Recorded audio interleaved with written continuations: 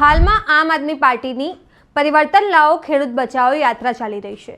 આ યાત્રા હવે જૂનાગઢ પહોંચી છે, જ્યાં આપની સભા યોજાઈ હતી। આ સભામાં આપના પ્રદેશ અધ્યક્ષ ઈસુદાન ગઢવીએ ભાજપ પર આકરા પ્રહાર કર્યા હતા। તેમણે સરકારને ખેડૂત વિરોધી ગણાવી છે। નમસ્કાર, હું છું ચંદ્રિકા પુત્રી નિરાલી।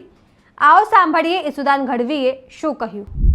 आपनी वच्चे परिवर्तन लावो किसान बचाओ यात्रा अंतर्गत आववानुं थयुं छे त्यारे मंचस्थ उपस्थित भाई श्री मनोजभाई सोरठिया, प्रवीणभाई, राजूभाई, जिगीशाबेन, धार्मिक भाई, अहींना तमाम लीडरो अने आप सौ दूर दूर थी पधारेला मारा वाला खेडूत भाईओ, मित्रों, आज मने बहु आनंद थाय।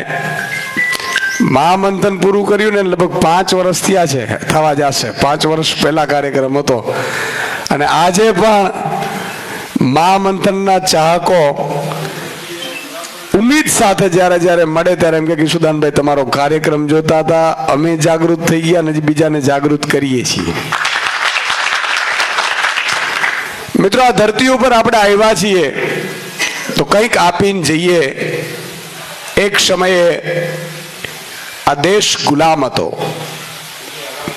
5000 अंग्रेजोए 30 करोड़ थी वधु भारतीयों उपर 200 वर्ष राज कर्युं। मुगलोए राज कर्युं, डचोए राज कर्युं, फिरंगीओए राज कर्युं। आ देश वर्षोथी गुलामीमां ज जीवे छे। अत्यारे 78 वर्षनी आजादी मळी छे, पण कोनाथी? हजी મને હમણાં જ રાજુભાઈ કહેતા હતા કે ઈસુદાનભાઈ અહીંયા હું આયોજન કરી રહ્યો હતો તોય ના પાડતા હતા, પેલાને કે આવવા ન દેતા અને પબ્લિકને જવા ન દેતા અને ફલાણું ન કરતા। કેટલી ગુલામી છે।